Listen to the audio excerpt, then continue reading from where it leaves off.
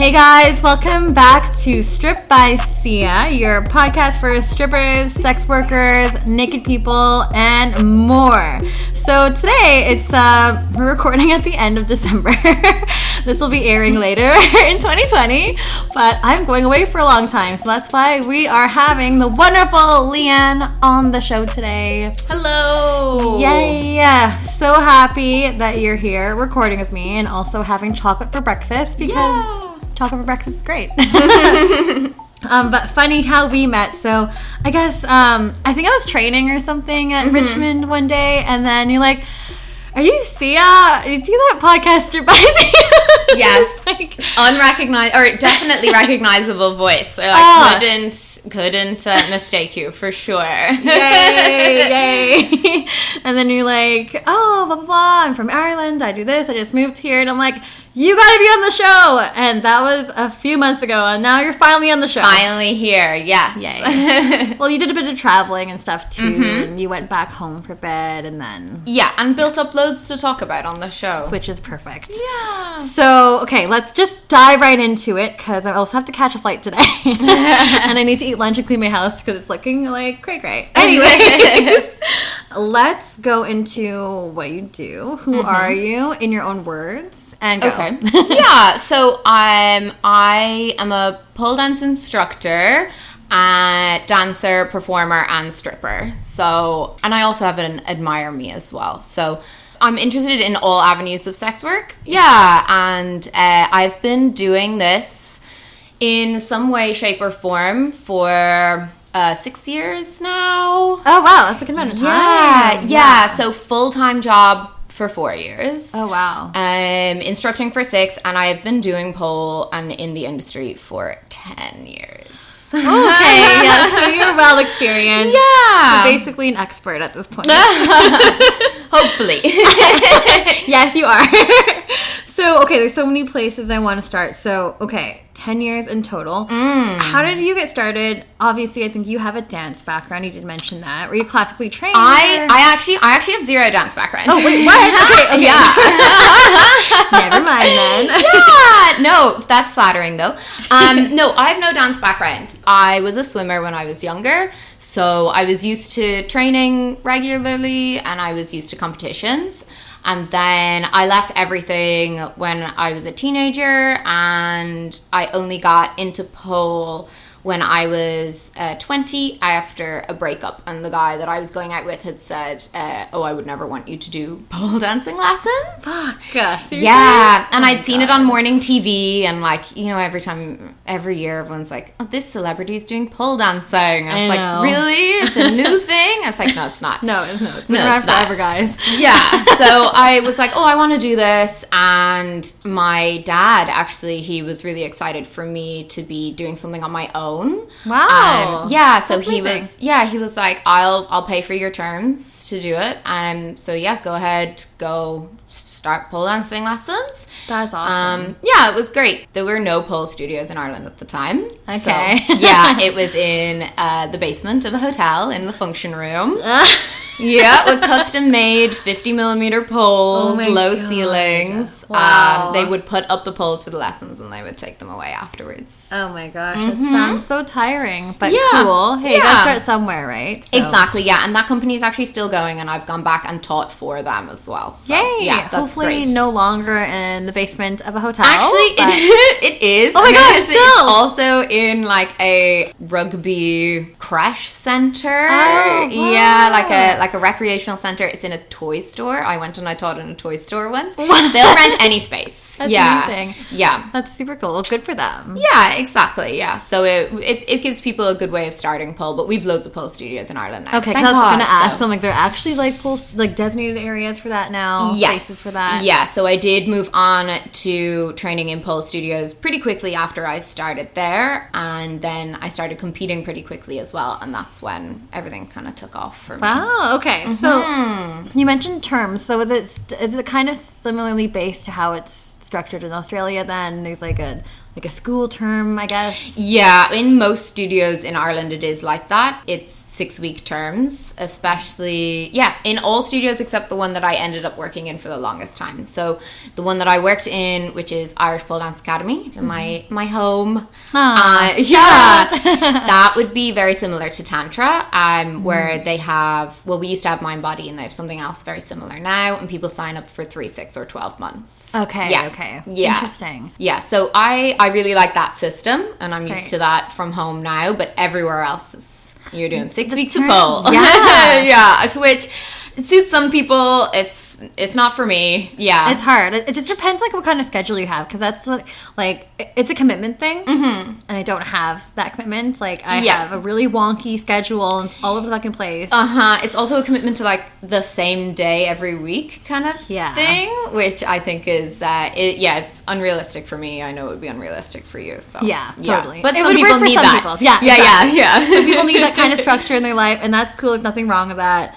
But okay, cool. So you started that way, and then you started getting into pole dancing competitions? Yes. So when I moved to my first studio that I started training in, they were like, oh, you should compete. There was a competition running, which is still running actually, Pole Princess. And it's a great competition. It's a good starter competition. It is on an X stage. Oh, man. Are you serious? Yeah. And it's been running for over 10 years. Oh, okay. Wow. Okay. So if you guys don't know what an X stage is, it's like a little pole on a little mini stage. And it's not even a stage. It's like a little platform. It's a platform, and it's freestanding as well. Which is sketchy. Yeah, it's not connected to anything. I do own one as well, but it's not my favorite way to perform. No. It's also, it's quote unquote portable, but it is very heavy. Very, very heavy. It's not going anywhere. Like you can do doubles and everything on it, but it's not the same as a truss system. So anyway, I did Pole Princess. I actually won. It was my first time ever on stage, ever doing anything. Oh my gosh, really? Yeah. But I was like, oh, I love this. I actually remember the moment during my routine when I was like, oh, this is so much fun. Yeah. So after that, when I won that, I started to teach. So at the time in Ireland, because it was quite a long time ago, the idea was if you win a competition, you can teach. Oh, so you need to have those credentials in place in order for you to become an instructor, quote unquote. Yes, but I didn't do any formal instructor training. I did informal instructor training in the studio that I worked in. So I learned how to do the warm up and the cool down and the basic structure of the class. Right. And then that was it. I was hooked from then on. I was like, oh, now teaching. I love teaching as well as competing. Yeah. This is amazing. Totally. Yeah, so I went and I won another competition in the UK awesome. Shortly after that. And that was an amazing experience as well. And then I continued teaching at that studio, and then I left that studio and I was kind of floating around like a little studio nomad for a while. I'm going from place to place, wherever would have me, just to train for competitions.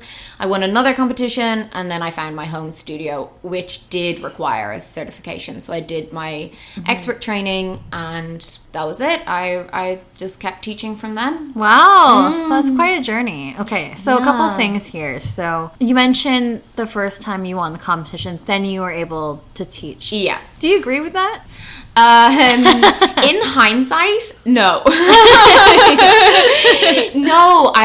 But I do agree with maybe if you win a competition. So at that time in the pole industry, it might have made sense because there were very few competitions, very few people competing. Right. So if you did win, the idea was that you're really committed to pole if you were able to enter and win a competition. But now we have, thankfully, a lot more competitions and a lot more people entering. So if there were people winning, I won intermediate. And I was like, now you can teach. So, oh my God. Yeah. So, but if there were people winning like every year and then they could become instructors, there would just be a huge amount. There'd be a lot. Yeah.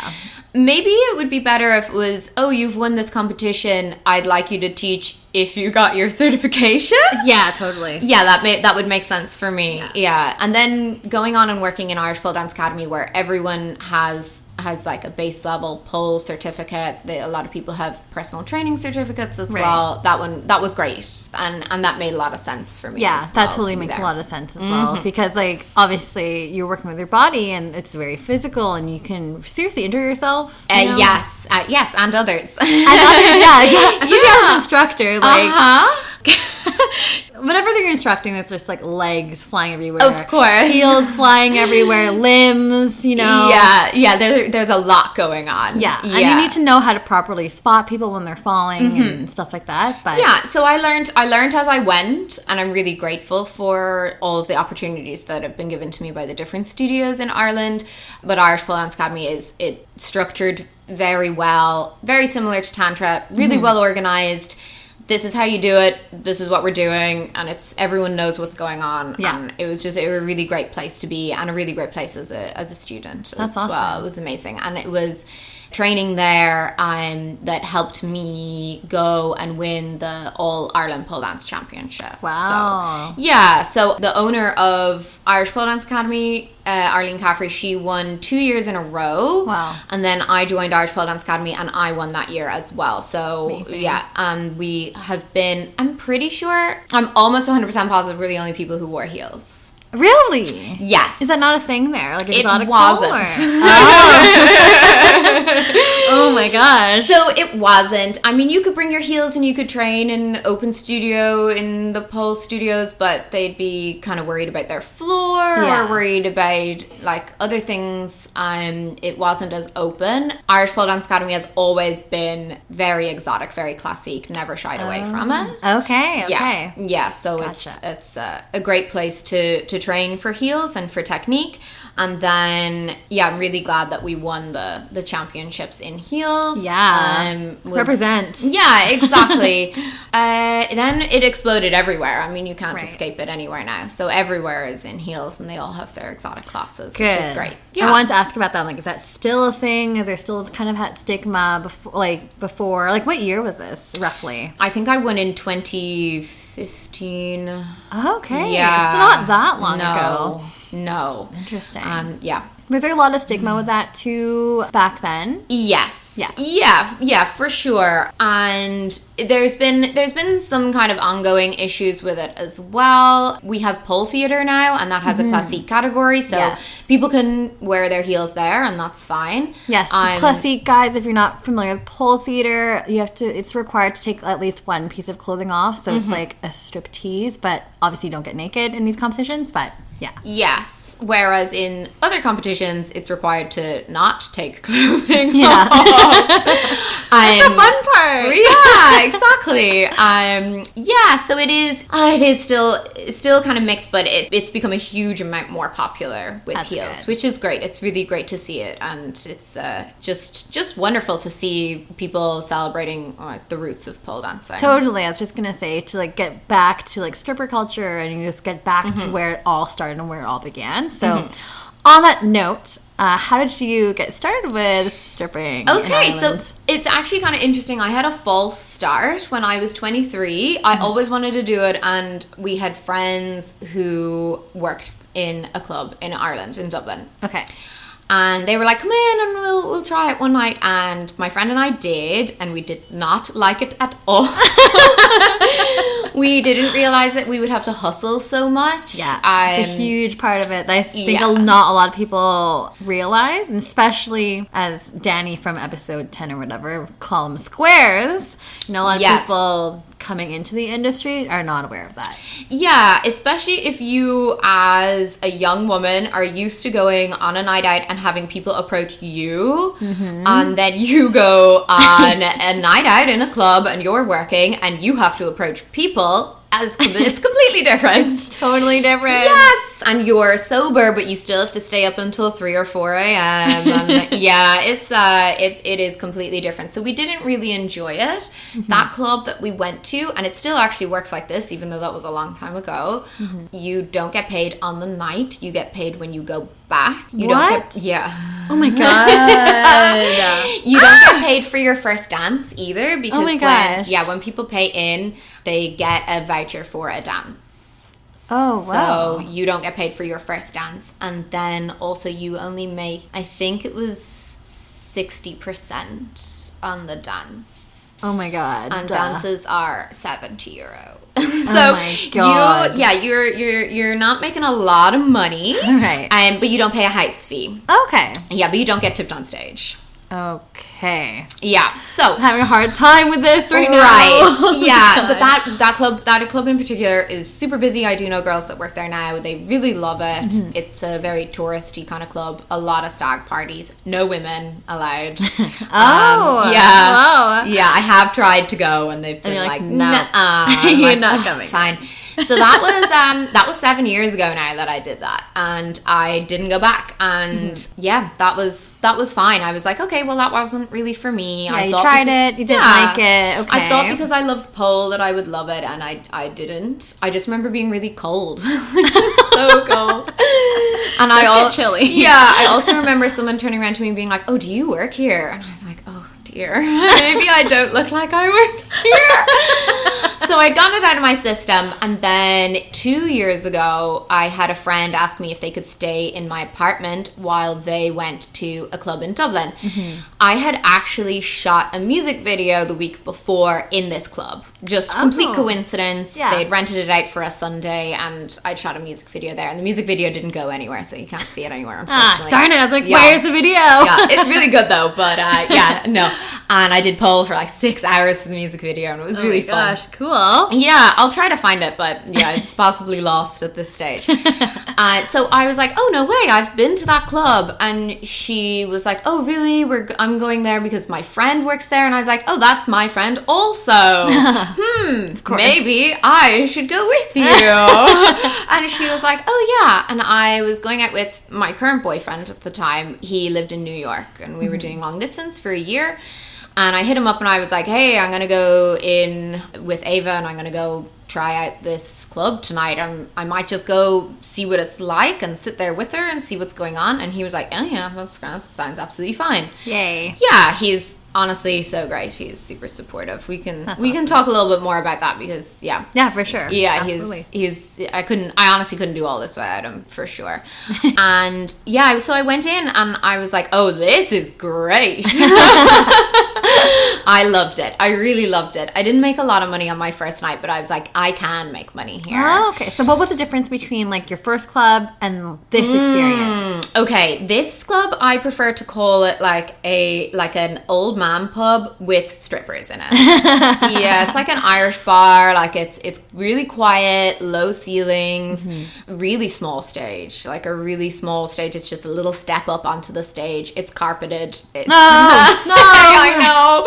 Which I honestly really like dancing on the carpet now because there's like you can use your brakes on your heels like really easily on the carpet, and I really enjoy it, except for all the carpet burns that you get. But I liked it. That's a thing. Yes, the pole's the 50mm like piece of scaffolding. It's not like a pole at all. The ceiling is so low. People don't go on the pole. Like you could go a whole week there and never see anyone get up on the stage. So it's not much. It's not like a thing. It's not a thing. It became a thing more, I think, as I started going and more girls who actually did pole started going there. But yeah, it's not a thing there at all. Okay. Is it more like working the floor? It's working the floor. It's talking to customers and VIP dances. Right. Okay. Yeah. So we have a lot of VIP rooms, and that's how you make your money. You also make money on drinks. So, yeah, so in Ireland you get a cut of the drink. So if someone buys you a cranberry juice, a cocktail, you get €5. Oh, okay. Yeah, so you can make money on drinks. Yeah, I keep seeing that structured too because I was looking. Do you follow the striptease agency? Oh yes, yeah. So I was looking at a couple of her things. Which we can get into later. So interesting. Yes, so I do follow her actually, as I really want to work in Paris. I really want to do it. There's that one in Tokyo that I want to do. Yes, but you need to do 2 weeks minimum. Yeah, there's like, so guys, if you're, I know it's a complete sidebar, but there's an account called the Striptease Agency, shout out, who is basically a rep for like a lot of different strip clubs around the world. Feel free to go give her a follow. Not sponsored by her. Yeah. But she has a lot of opportunities around the world. So if you are interested in that type of gig, follow the account. There's a lot of things going on there. Lots of minimum kind of week commitments and stuff. But the breakdown is on there, like how you get paid, housing and stuff like that, floor fees if there are any kind of like tips and stuff that you guys get, all on there. So it is a good way of getting an insight into how other clubs in other countries work. Yeah, yes, totally. Because it is completely different from country to country and then from club to club too, which it can be so difficult to keep track of. Totally. It's definitely very different in Ireland to anywhere else that I've been. Right, yeah. So can you explain a bit more about that? Yeah, so we don't have house fees. Right. We do not pay to work. We do not have a roster. Yeah, I'm kind of speaking in general and then more specifically just for my club, but I do know a lot about the other clubs as well. It's a very small community in Ireland. People would not tell people what they do outside of there. Like it's super conservative over there. Yeah. Yes, Ireland as a country is making really great strides towards being more progressive. And once we latch onto an idea in Ireland, we're like, yeah, that's cool, that's fine, we'll go with it. But with stripping, I think because of the type of clubs that we have, they are very different to here. They are not like nightclubs. They are way more like what I would call like a gentleman's lounge or a gentleman's club. Okay. It's all men. It's usually men on their own. Oh. A lot of regulars. Really? Oh, yes. Then that can kind of work out. Yes, I loved it. I loved it so much. You do get groups of people coming in, and they're usually quite confused because they're usually American or Canadian. Tourists, right? And they're tourists, and they're like, where are the girls dancing on the poles? Or people from the UK would be like, can we get dances at the tables, which is the thing they do in the UK. We do not do that in Ireland either. Right. So it's all private VIP dances? It's all private VIP dances. Oh, okay. So totally different, but an interesting structure then. Yeah, and you get 50% of your dances. So dances start at 30. It's the basic structure is it's €10 per minute. So it's €30 for 3 minutes, 40 for 4, 50 for 5. Whoa. So the way that I would phrase it is, if someone's like, how much is a dance? I would say it's €50 for 5 minutes, or it's 100 for a VIP dance. So you can phrase it whatever way you like. So you can use all different sales techniques. Totally. I do not tell them about the €30 dances. Yeah. No. What's that? I doesn't exist. If someone asks about them, I'll be like, oh, that's not worth my time or yours. Yeah, no, exactly. That goes by so quick anyway. It's so quick. And people pay in advance as well. So, perfect. Yeah, so they pay in advance. You get your tokens, and then you cash in your tokens at the end of the night. That's like a casino. Yep, that's it. Interesting. Now, in the club that I worked in, and this worked out so well for me, it was very casual. You could have your phone, you could have a bag, you could come in whenever you wanted to, you could sit around in your tracksuit if you wanted to. I've made a lot of money in my tracksuit.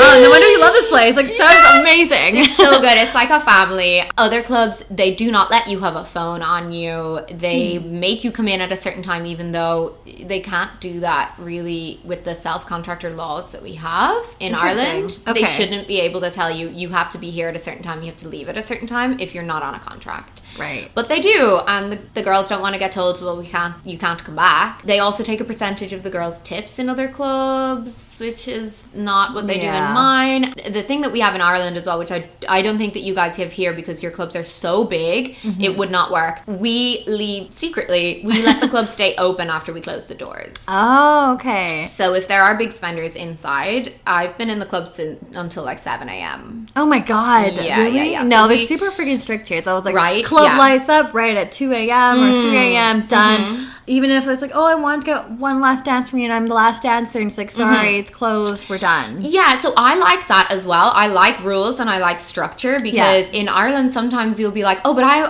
I've done this before and it was okay before, so why why can't you just let me do this again? And they're like, oh no, because we want to go home, you know. So it is very dependent on how management feels. Yeah. If they are tired, or if they don't think that the guy is going to spend a lot of money maybe on the bar. They should not be serving drinks after hours, but we sometimes it happens. Do sometimes. If the guy is only going to spend money on one girl, they may not keep it open. But if we have people who will spend every 30 minutes, they'll spend €1,250 and they'll get 3 girls, and we'll all just have like a fake party and we'll just sit around talking, and that sounds amazing. Doing full and just chatting and stuff like that. Yeah, so it's fun. It is great in my club, but they you don't get charged any extra for that. But in other clubs, if they close the doors, they will start taking 80% cuts from the girls. So yeah, there's no rules, which means it's a little bit chaotic. A little bit chaotic. But I do like it. I really do like it in Ireland. It's Yeah. But then why'd you leave?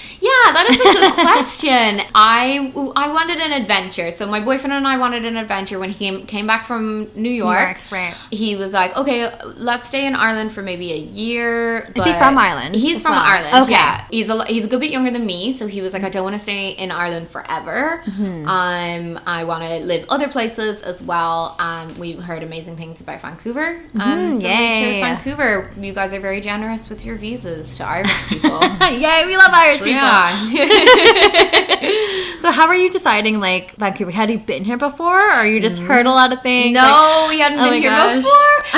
My brother had lived here for 5 years. My best friend from when I was younger is actually still here. Oh, great. And then we had a couple of friends. As soon as we started thinking about Vancouver, we kind of like realized other friends were like, oh, us too. And so we do have a couple of friends over here as well. That's awesome. Yeah. Yeah, because I guess before we were recording, you're like, Vancouver and Toronto, and then we were just talking about the weather there, and it's just fucking awful. Yes, fucking awful. That was another reason why we chose it, is because Vancouver weather is very similar to Ireland, except you guys get an actual summer where we don't. No, it's just a perma-gray kind of climate over there. Yes, yeah. We might get like a week or two of really good weather, and that's it. Wow. So here, you guys, really nice summer, amazing landscape, nature everywhere. So we're blessed here, guys. Vancouverite, stop fucking complaining about the weather. Yes, but I also chose it because of Tantra. So you knew about Tantra. Yes, I knew about Tantra. I knew about Tammy. In Irish Pole Dance Academy, it's very important to us to celebrate, like, as Arlene would say, like, the OG pole dancers. And Tammy has done so much for the industry. Yes, she has. Yeah. She'll be in the podcast. I've been chasing her for so long. Woohoo! Tammy, if you're listening. Yeah, like, Tammy, if you're listening, we'll still get you in.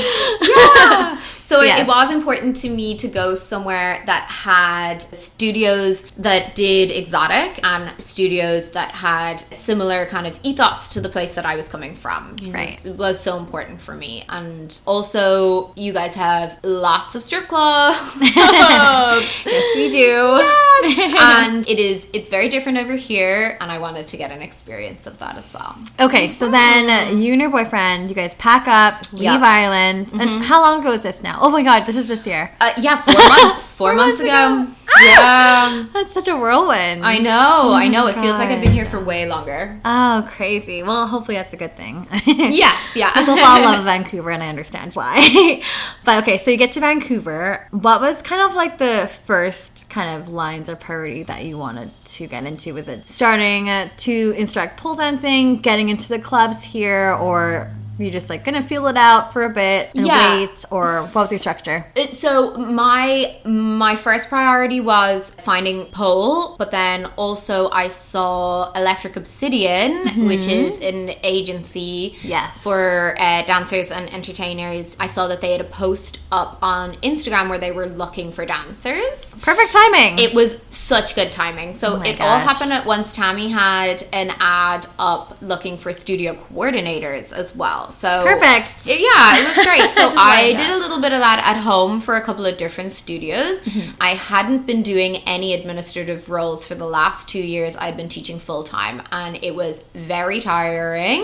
It is tiring. Yes, I was teaching every day and performing and stripping. Oh my God. So it was intense, and I wanted to kind of wipe clean my schedule and build it up again over here. So it was a really great opportunity to do that. So I took on a role as studio coordinator, and then in the interview interview with Tammy was like, well, obviously you want to teach too, right? And I was like, yes, please. So she's given me a couple of classes, which I still need to take. I still need to take your class. Oh, yeah, please. Once I'm back. Yes, definitely. And I enjoy them so much, which is great. And then Electric Obsidian, I emailed them and they got back to me and they were like, cool, you want to go do this gig, which was doing go-go dancing. And I had actually done that as well in Ireland. Okay. Yeah, so for 2 years, I had been dancing in nightclubs, mainly one nightclub most Saturdays, and I was doing contortion. I mean, it's not, It was not full contortion. Okay. Yeah, but to the audience there, it was. Yeah. I was doing like flexibility flow, let's call it that. I did the splits a lot. And I was doing 10-minute sets, and I was doing 3 10-minute sets and half an hour of walkabout. So I was used to that kind of structure, and with Electric Obsidian, I usually do 4 20-minute long sets of go-go. Yeah, so that was great. And I started doing both of those things at the same time. And then I went from not having anything for the first week or 2 here, which was great, to being really busy. It happened so quickly too. Yeah. And I'm so happy as well. I did actually reach out to people before I came to Vancouver. Smart. Yes, I reached out to some of the more prolific dancers and instructors here, and I just was like trying to figure out if it was possible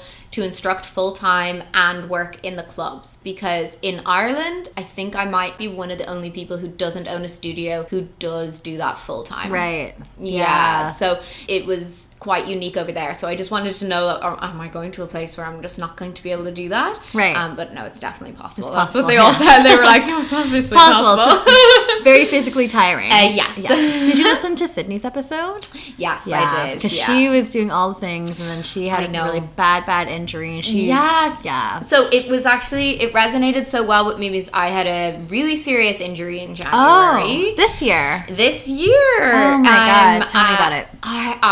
I fell doing hand-to-hand handstands. So I was standing on someone's shoulders. Oh my God. Yeah, and I was popping up into handstands on their hands. And it was someone in the circus industry who I really, really wanted to work with. I'm obsessed with their shows. They've like a cult following. Yeah. I was so delighted that he asked me to go and train with them. And I fell the right way maybe 40 times, and I fell the wrong way twice, and I smashed my tibia. Oh, yeah, so I landed flat on my foot, my bones knocked together, and it smashed the top of my tibia, so right in my knee. Oh my God. Yeah, I know. Wow. Yeah, so painful. It was tough, but luckily with the jobs that I have, so in Irish Pole Dance Academy, I had a dancer's fracture before, just from intensely dancing as well. So I had experience teaching in a big cast and a boot, and teaching from the floor, as I like to call it. Oh, wow. I did as much as I could. I had a lot of help. I had people demonstrating for me. I have a lot of very regular students, so I could pick out students to demo for me. So we made it work. Oh, good. In the club that I worked in, they also didn't mind that I was in a big boot. Hey, do you get more tips that way then? I definitely did. You can totally use that to your advantage. Yeah, so I had one of those boots that locked my leg in a certain position. Oh my God. And I continued dancing. I mostly brought in my regulars so I could just sit down with them, and they were really understanding about it. Oh my God. They would like order me takeaway and bring me in presents, and they'd be like, yeah, just hope you're okay. And that's perfect. yes. And then some people just didn't notice, honestly. Really? Yeah, it's so funny what not people notice a big ass boot. I know. It was like just ridiculous. Yeah. So I was fine. Literally working through your injury. Yeah.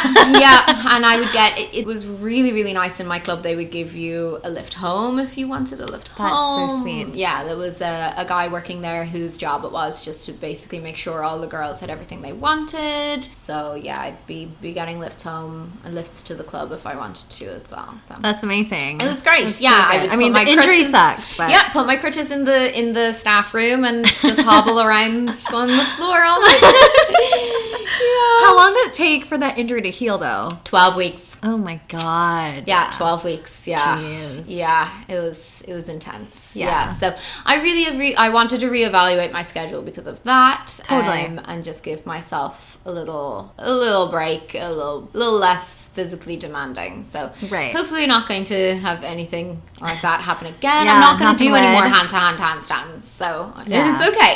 You did it. You tried it.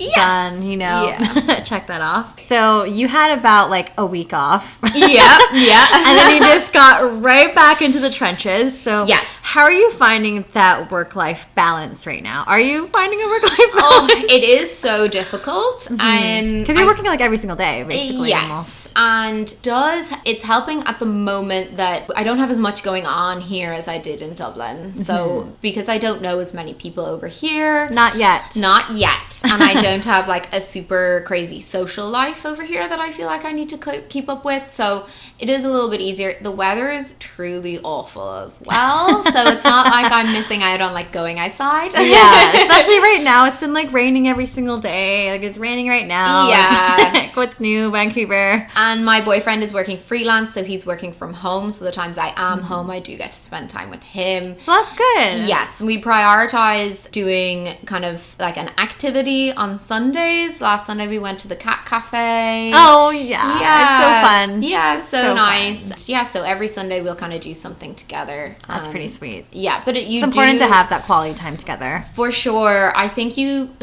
can still get burnt out really easily, even if you're doing all of the things that we know we should do to prevent that. Yeah. You do get burnt out. Yeah, no, it's definitely possible for sure. Like for me, like when I was traveling for a bit. I mean, I'm traveling all the freaking time and then like training for competition. And I was like, I can't teach anymore. I don't have any more time. Like, you know, working in an office, working my other job.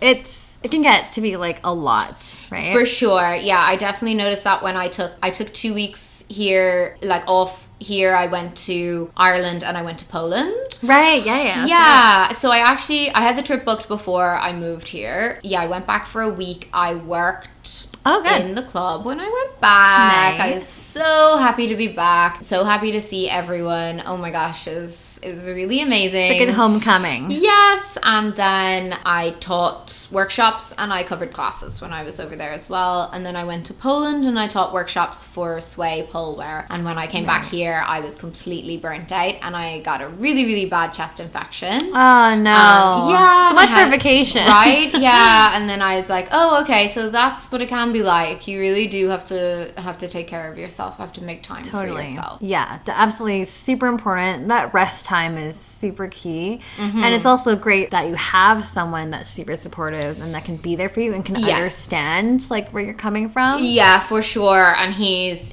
really, really understanding with just helping out on day-to-day things, like making sure that I come home and that I have dinner after my classes, and sometimes I just really want to go to bed. Yep. And yeah, he's like, come to take photos at Electric Obsidian go-go gigs as well, and like just for posting and for social media, which is really cool. If he's out on a night out, he'll pick me up from my gigs and we'll get pizza on the way home. Yeah, it's great. It fits in really well, and it fit in really well as well when we were back in Ireland, and he would actually come to the club all the time. They loved him in the club. Oh, fun. Yeah, bring friends there. Nice. And, yeah, hang out there and have a drink, because it was the kind of place you could go and just kind of hang out and have a drink as well. Yeah, totally. So how did you guys meet, and how did you tell him about stripping and stuff? Were you really open about that with him, or? So we met at a dinner party, and he didn't know initially that I did pole and everything like that, but I assumed like when he saw my Instagram, he was like, oh, okay, that's what this girl does. That's take all it or leave it. I'm supposed to be. And then we were actually only going out for 3 months, and he moved to New York, so we knew he was going to move to New York the whole time. It was something that we were just going to take that as it came, see how long distance worked for us. And it worked really well. We both got to have like quite independent years. I visited him 4 times as well. So yeah. Wow. Yeah, which was great. And then pretty quickly, actually, after he left, I started doing the nightclub dancing, like go-go, I'd say, in Ireland. And then it was a couple of months then, and I rang him and I was like, hey, I'm going to start stripping. And he was like, yeah, that's great. That's awesome. Honestly great. So, it was something that both of us had to learn. I didn't know a lot about the industry because it is a lot quieter in Ireland. It is not as booming an industry. It's dying, I feel, in a lot of countries. Yeah, but it's definitely dying here. Yeah. We don't have any advertising for our club. We don't have an Instagram. We don't have a Facebook. It's like a door on the street. It's downstairs. You'd walk past it. You wouldn't know unless someone told you. Or unless you're looking for it. Yeah, it's like a little, very well-kept secret in Dublin. Yeah, it's actually under a really, really busy bar. It's so funny to think of all the people upstairs drinking and they don't know that there's a strip club downstairs. And sometimes they wander downstairs and they're like, what's this? Yeah. So take a wrong turn, like, oh my God. Yeah, so it is quite hidden. So yeah, I had to get used to that and learn a lot about the industry, and then he learned about it with me. I think because we were kind of growing together, it was never really an issue. And I love giving dances. I love private dances. I love giving dances. I really pride myself on creating an intimate experience. Right. I would be like, I had an amazing time giving this dance last night. And he'd be like, oh, that's great. Tell me more. And he was like, oh my God, this gorgeous guy came in and spent the whole night chatting to him. And he's like, oh, that's cool. And like, I've made friends in the club. And like, actually one of them called me recently and I spent 40 minutes on the phone to him, just like laughing and catching up. And my boyfriend's like, who was that? And I was like, a guy from the club. And he's like, oh, amazing. He like doesn't mind at all. We're just that's awesome. Two very not jealous people anyway. It helps. That definitely helps. Jealousy is never a good thing. No. It's not healthy at all. No. It comes from a lot of insecurities, but that's another episode in itself. So that's great that you have it support and like he's just there for you and he understands and... Yes, yeah, definitely. And we've learned a lot about stripping and about sex work together and the differences in different countries as well. And he's definitely an advocate for sex workers' rights. And awesome. Yeah, he does everything that he can for... Have to have him on the show. Oh, yeah, he's great. Yeah, he's brilliant. Actually, we went to see Jack the Stripper when we were in New York. Did you? Yes! Amazing. So we went to fan. see her stand up and it was so good. And I was chatting to her afterwards. I was telling her I was a pole dancer as well and a stripper as well. And she was like, oh, amazing. And I bought her book. And then she was like, oh, and what about you, to my boyfriend? And he was like, oh, well, actually, I work for Thinks. He works for Thinks, the period-proof underwear company. Yeah, cool. Yeah, super so progressive. Yeah, so he does all their illustrations for their Instagram quotes. Cool. Yes. I know, oh my God, that's so neat. Yeah, he's great. So she was like, oh my God, I love them. Yeah. I wear them. They're amazing. And he was like, hey, I'll put you in touch with them. So he actually put Jack the Stripper in touch with Thinks, and then they featured her in an article with loads of different sex workers in it, and about so cool. stripping and having your period and how do you manage that. And yeah. Because that is a thing, guys. It is a thing. Yeah, I personally do not make more money, but the girls I know are like, wow, I make bank on my period. So really? Yeah. Oh my God. Yeah. I'm always like so nervous when I dance, and I usually am dancing at the club when I have my period. Oh, it always happens. Every time I have a photo shoot, I have my period. Actually, it always lines up that way. There's very little nudity in our club. Okay. If you are going to dance on stage, you better not take off your clothes. Right. Yeah, because the girls are like, oh, who's this getting on stage doing that? What's going on when no one dances on stage? And in the VIP dances, it is up to you what you do in the VIP dances. The general rule written on the wall is no touching, so you can always be like, no touching, or you can give air dances if you want. But if you're in there with someone like a regular, or if you're in there with someone that you have a really great relationship with, you can create your own boundaries. That's amazing. Yeah, that's so cool. Yeah, it is good. Wow, it's so different. So like, what about your experience here in Vancouver so far? How is that? Oh my God, it's so different. So different. Oh my God. Yeah, so I knew it would be different because of really great resources like this podcast, and I listened to every episode of Strippers with Anxiety as well. Yes, which is great. And her episode's going to be airing pretty soon. Oh, amazing. Yeah. Okay. Hey, Jennifer. Yeah, so I ended up doing go-go in the Granville Strip. So that's where I primarily do go-go. I'll be there tonight. And usually, like most Saturdays as well. Oh my God, I don't think anything could have prepared me for how like large scale it is, though. Like, it is a huge place. Right. And the stage shows are incredible. Amazing. Oh Amazing. my God. the costumes, it's such a huge production to go Yes. from a club where you just don't see anyone dancing ever to going to see people dancing for 20 minutes straight with like a narrative throughout their set. Oh my god, it's so Mind-blowing. impressive. Oh wow, yeah. So I'm doing go-go and I'm like watching everyone dance. I'm like, So oh, they're cool. so great. Yeah. So, and then the idea of having separate VIP girls and separate stage girls was completely new to me. So doing go-go there helped me really learn what was going on there. Yeah, because and structure how it is worked. completely different. Yeah, and then it's different again for me as a go-go dancer. If I wanted to do private dances, then there's Right. another set of rules that are applied to me. So it Yeah. is difficult to kind of keep up with everything that's going on. Did you want to speak in that? Because we spoke with Ray du Ray, Soleil, yeah. on episode, what is that, 4 or something? Yeah. A long time ago. So if you guys need a refresher, can you kind of like tell us how that goes? Yeah, so it's interesting because she does work in both aspects there, whereas I just do go-go, but I will do private dances, and I have done. Right. Yeah, so it's just, so I was asked for doing a private dance, and I was like, oh yeah, sure, and I had to figure out how to do that. I didn't know where the rooms were. I didn't know how much it cost. I my didn't God. know who to talk to. I didn't know what was going on. So Oh my yeah, God. which actually is how I learned how to do it in Dublin as well. Right. We were told, the only rule we were told in Dublin when we sat down, we were like, how does it work? We were expecting him to tell us like how priced they are and where Yeah. you get the dance and stuff. And he just looked at us and he just goes, don't have sex with them. Oh, we were like, oh, right, okay, sure, all right, can do. So it was the other girls who had to tell us, like, your drinks, you get €5, and your drinks and your €30 dances, you bring them in here, and the more expensive dances, you can bring them in there, and this is how it works. And they you tracked pay out that before- token system? you Then said? the token system with Right. we didn't learn Oh my about that, but God. it's a really learning as you go along. We Yeah. had to Learning on the figure it fly. out. So I had to figure that out then when I was in the Granville Strip. So I was like, okay, cool, I can do this. This place is huge and there's so many people here and it's really loud. Yes. But okay, I can figure this out. And the guy that I was giving a dance to the first time, he was like super, super lovely. He had gotten a dance there before as well. So Perfect. yeah, he was. So he's already well versed. Yeah, so That helps. it's different because you don't get paid in advance. I find that crazy. No.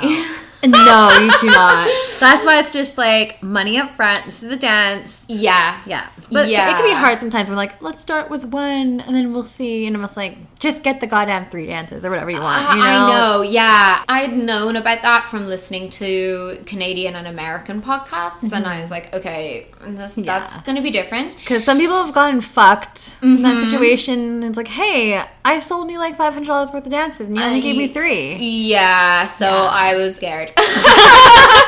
And then also I was super nervous about tipping. So we don't tip out in Ireland. Right. Not a huge tipping culture in general. It's, if we get a lift home or something, I'll maybe give the guy who drives us some money and he won't take it. Like, you just don't, you're family there. We're all working together. Yeah. So yeah, besides the house cut of 50%, you don't tip out anyone. We also don't have a DJ. So yeah, we have an iPod playing in the corner. And Oh my you can just put on your God. own songs. Oh, it's tiny. It's a tiny place. Oh wow, it's so different. My boyfriend there. actually made a playlist for the club. Like, it's a real small place. You can put on your own music and everything.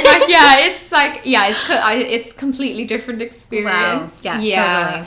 So I was like, who do I tip? Do I tip everyone? What's going on? So you just have to ask people. You have to be like, I don't know. Tell me what to do. Yeah. And you have to hope that they're telling you the right thing. The truth. So yeah, so that's how I did it. Yeah, it is different. It is, yeah, the setup is different, the rooms are different, but it is different from club to club as well. Totally. So it's been an experience. It has been an experience, but one thing that I loved doing in Dublin was introducing people to the club. Right. And I counted. How did you do that though? So I counted before this podcast. I've brought 7 people to work to that club. Wow. Yeah, and 6 of them still work there. That's amazing. Little recruiter. Yeah, so I was the person then who was like, no one's going to tell you what's going on. Yeah. This is your tour. This is how you do it. So, yeah. And they're always looking for girls because we don't have a schedule. So they're like, sometimes we only have 2 people working. So, Wow. yeah, if they're always like, yeah, no, you can work here, no problem. That's so cool. Yeah. So I like to be the guide that I never had. Yeah. Okay, so back to Vancouver. So I guess you're just trying to maneuver and figure things out a little bit. Mm-hmm. Do you think you have things down now? Yes, until I go to another club, and then it'll probably be different there. Yeah, there's a lot of similarities here in Vancouver with all the clubs. Okay. And, some of them are different. The Strip is different, though, because they're not part of the agency. Yes. Yeah. So that's the only thing. We don't have agencies back home, and we don't have circuits. Right. Yeah, that's completely new to me as well. So I guess if I did end up wanting to or having to go on the circuit, that would be completely different for me. Yeah, and that's we've done a lot of episodes on that. It's just so different. So basically, there's an agency, which we usually work with StripperNet. That's the one here. Usually they'll send, if you want to be on the circuit, they'll send you up to like Fort St. John and all these places. And none of your accommodations are booked. Like your flights are not booked. Some people think for some reason, oh, we get to fly for free. I'm like, yeah. On whose dime? Like, it's your own dime. And then there's some different structures. Some clubs have quotas, like I guess more so in Alberta. Okay. As opposed to here. And there's also Independent. It's another agency too, based in Alberta. They structured differently there too. So there's a couple different ways. So if you ever were interested in getting some stage shows, that's kind of like the structure of how it would work. At Penthouse, I do let some of the VIPs go on stage on like Fridays and Saturdays. So if you want to do that, I think you have to talk to the DJ. Yeah. And like, you have to tip them out and whatever. But yeah, you get to dance to like one song for those situations. Okay. So, because we do have the roster of girls, and that's there for like the 5 nights or the 6 nights or 7 nights or whatever, whichever club you're at. So it's a little bit different for that. But you never know, you might get lucky. There's, Sydney got lucky. I also got really lucky too. Right. So I'm like, I just want to work downtown. Yes. So it just depends. I think there's different ways of doing it. And at the moment, though, with my schedule, I would love to be back on stage. My happiest moments were getting up on stage in my home club in Dublin, and especially because people weren't expecting anyone to get up on stage. Yeah. Anytime there were Canadians or Americans in, I would, because I knew that that's what they were expecting, and they would always tip. But then other people would be like, why aren't there girls dancing on stage? And I'd be like, buy me a drink and I will, or buy a dance and I will, or give me a tip and I will. So totally, you can do that as well. But those moments of being on stage and just making a whole room full of people happy is so fun. Like, and just so commanding rewarding. an audience, Yeah, so great. So it is something that I would really love to do. As much as I love VIPs, like I love giving dances, and that's what stripping has been for me. Is giving dances. Yeah, I would love to get back up on stage. And totally. I actually did with Cheque, and I we haven't talked about that yet. Let's talk about that. Totally forgot. I know. Oh my god, I'm just like loving this whole conversation. So when I was reaching out to everybody around the same time as I was starting in Tantra with my studio coordinator job and doing Electric Obsidian, I also saw Cheque, which is an event that I knew nothing about. Yeah. But it's an event that's on the last Friday of every month, and if you perform there, it's amateurs only. But if you perform there, you have the chance to win your rent check, basically. So I think the winner gets like $500, and then the runner-up gets $300, and then the people who come third get like $100, and then they get vouchers as well for various different clothing stores or whatever it happens to be that month, which is great. Fun. So I contacted them because I saw that they said professionals can't compete, but that you could possibly open the show, and I was like, as a guest performance. Now at this point I thought that they had pole. No. Yeah. At the Astoria? No. I knew nothing. God. I had just gotten here. A couple of my friends had gone, and they were like, it's so much fun. So I was like, oh yeah, cool, okay, I'll do that.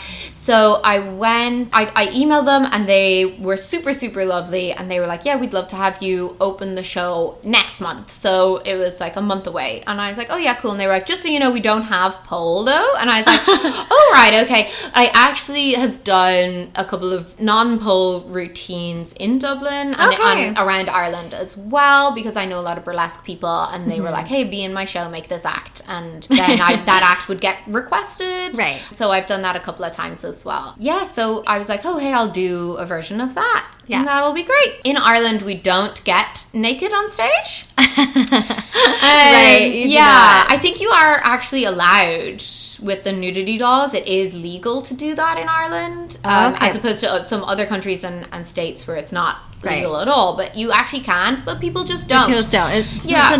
No one does that. Yeah, no. And yeah, so I was like, oh, cool. Okay, well, this will be new. Yeah, and then I had my period as well. I was like, great, of course, yes.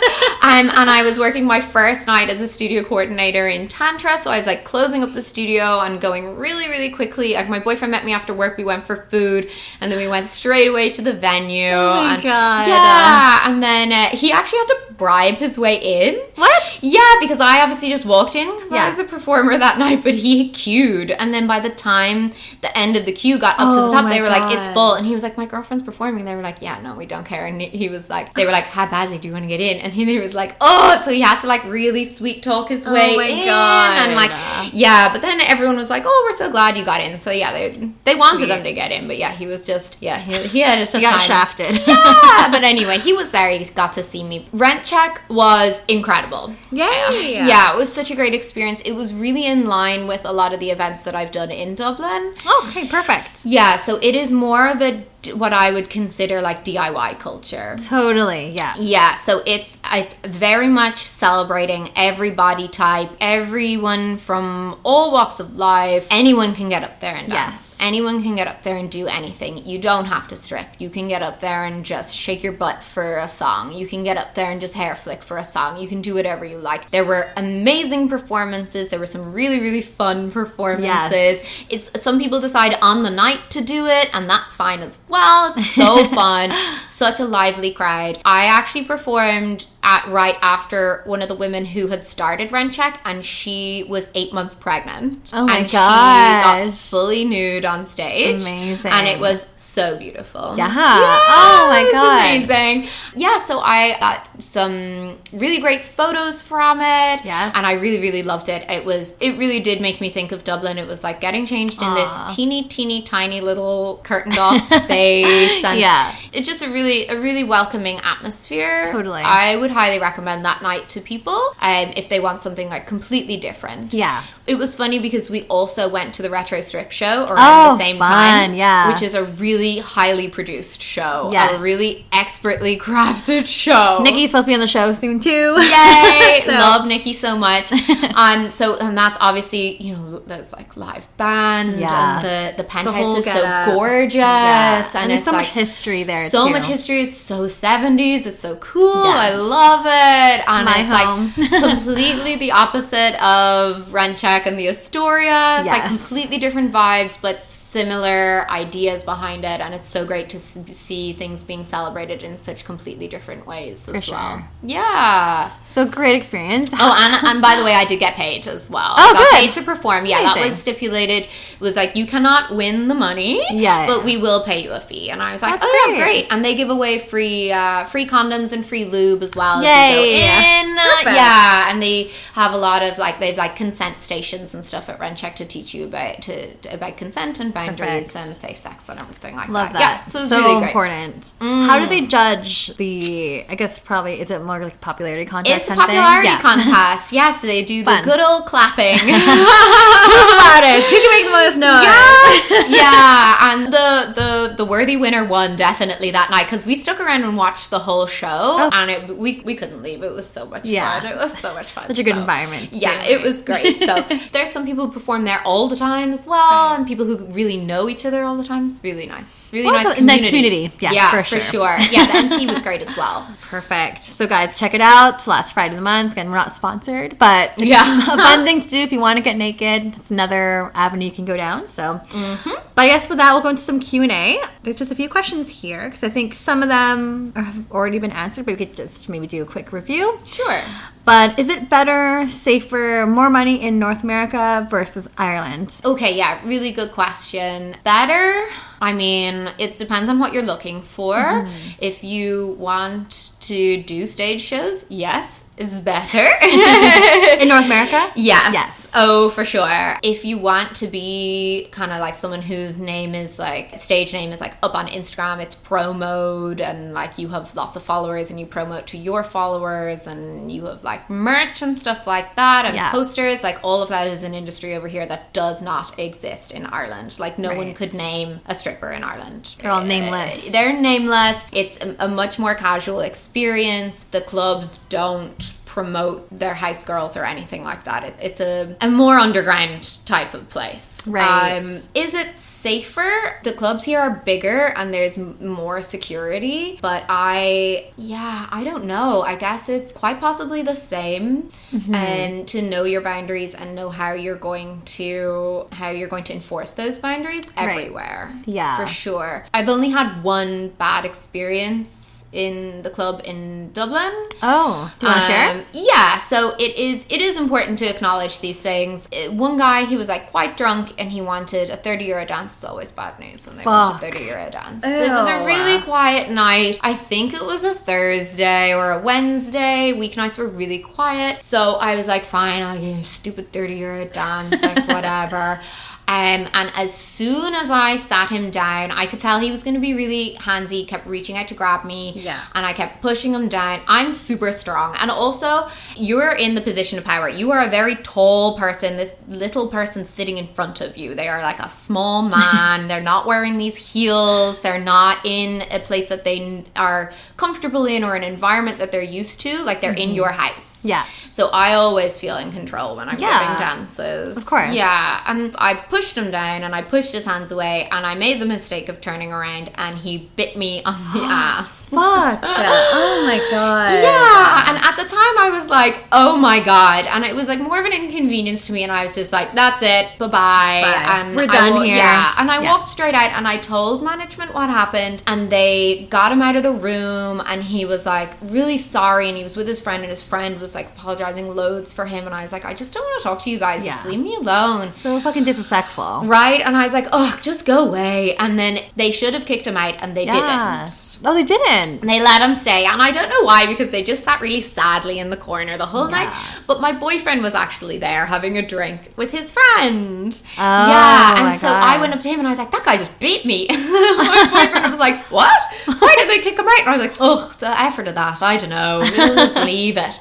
But then, over the next few days, a really bad bruise developed. And it, really, really, really bad. And then I started getting more and more upset about it. Yeah. And then I showed my manager that, and they were like, yeah, we're sorry. And actually, some of the other patrons in the club, some of the regulars, they were like, that wasn't right. They should have kicked him out. Yeah, absolutely. Yeah. And then they bought loads more dances with me as well. Perfect. So that kind of worked out. Yeah. It's a shitty situation to be in. Yeah, but you could turn around anywhere and anyone could do that. And then that's it. You know, your dance is over, you walk out, and that's it. So, but that's honestly, that's the only bad thing that's ever happened to me in 2 years. That's good. That's really good. So what was it? Better, safer, more money. Right. More money for sure over here. Really? Yeah. So especially from what I've been led to believe, as a stage girl, you get like a flat rate. Yeah, you do. Yeah. So for go-going, I do get a flat rate as well. Then you guys get tips on stage. So we don't get tipped on stage. Right. For when you guys were go-going. Oh yeah, for go-going we do get some tips. Oh, good. Yeah, which is great. Sometimes we get loads and sometimes we get absolutely nothing.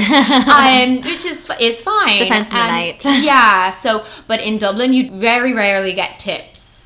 On stage or even in dances. It's just less of a tipping culture. Right. And you really do have to ask for a tip. Yeah, but I guess you're earning euro though in Ireland. Yeah, that's how I'm looking at it. I was like, more money in that aspect. More money in that aspect. Yeah. Yeah, and you can walk out whenever you want. You can leave whenever you want. You can arrive whenever you want in my club, which is good. And you earn money on drinks in my club. So I don't know though. I share the same dressing room as some of the girls here, and they're doing all right. Yeah, they have good nights and bad nights like everywhere. Totally. But yeah, they're killing it. They're killing it here. So there's great opportunities here. Yes, there are lots of opportunities, guys.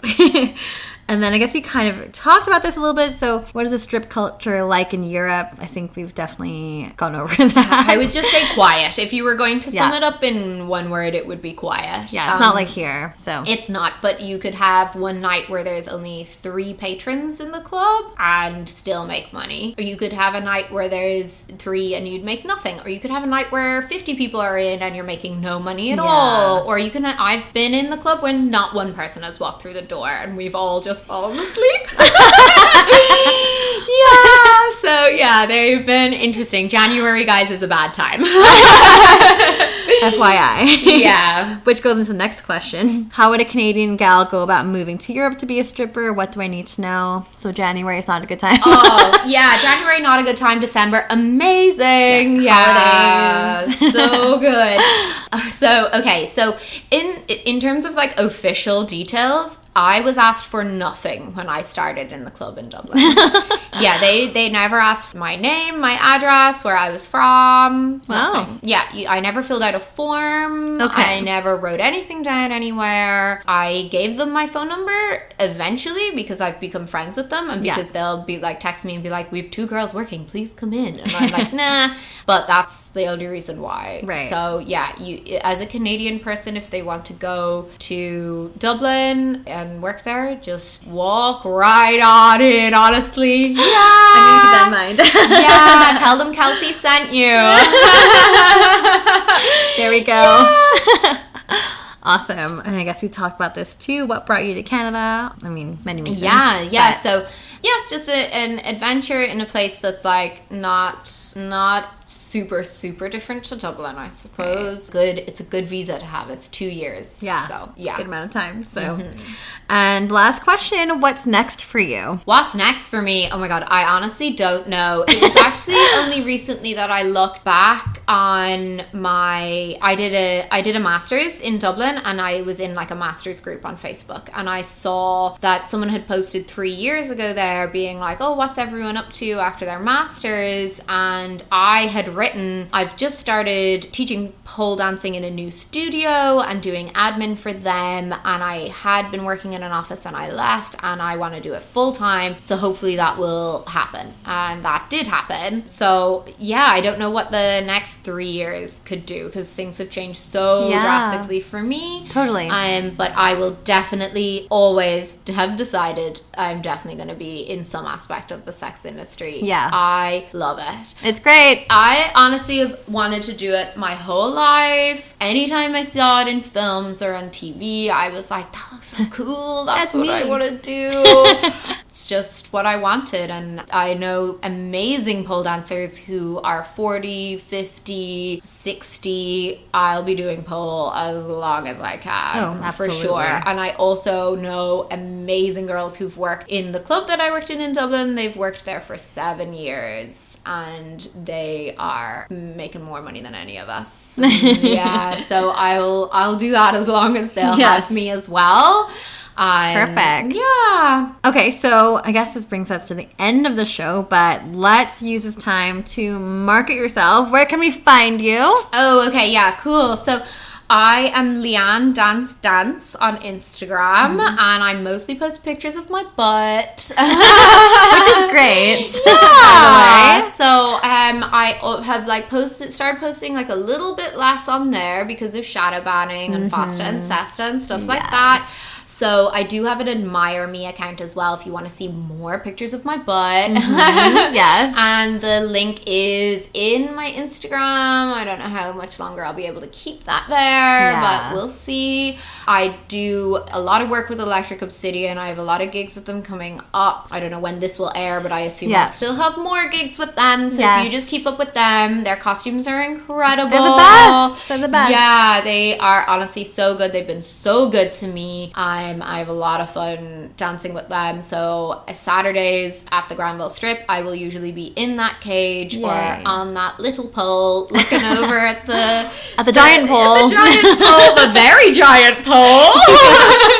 15 feet. And I will also be teaching at Tantra. So if you are taking classes at Tantra, check out my classes. Check out everyone's classes. They're so good. If you haven't been to Tantra and you're interested in pole, just do it. Just do it, guys. Just do it. Call, walk in, whatever you want to do. Have a look at the website. We'll help you out. New Year's resolutions, right? Yeah, for sure. I might be the one that greets you at the desk, or I might be teaching you. I'm everywhere. Yes. You'll definitely hear me if I'm there as well. Yes. I'm very loud. But yeah, that's everything that I'm doing at the moment here, but you never know, maybe I'll be performing more. Oh, I am also going to be performing in March. Oh. Yeah, for Jennifer's show. Oh, yeah, her next show. Yes. Yeah, so I don't know any more details than that. I don't know if she she's also even said, telling other people. Or she mentioned it on the show. She's like, something's happening in the spring. Okay, yeah. More details to come. So I will be performing in March in something that's happening in spring. Awesome. But book me for performances. I'll do whatever you want. I've done so many different things, especially in Ireland, a variety of shows, a variety of places. I've performed at swingers parties. I've performed at burlesque events. I've performed at pirate themed events. I've performed outside, inside. Hire her. Yes, circus, everything. I do aerial hoop too. I can do the splits for hours. So yeah, all the things. Yes, I'd gladly fit in some more performances as well if anyone has anything going on. Perfect. Well, you guys know where to find her. All the links are going to be up on the episode, also on Instagram as well. So make sure you follow Strip by Sia and my personal Sia Steph. Like, rate, subscribe, review, all things. Yeah, thanks for tuning in, guys. We will catch you for another fucking cool episode next week on Sunday. All right, guys, peace out. Thanks for coming on the show. Thank you so much. Okay, bye.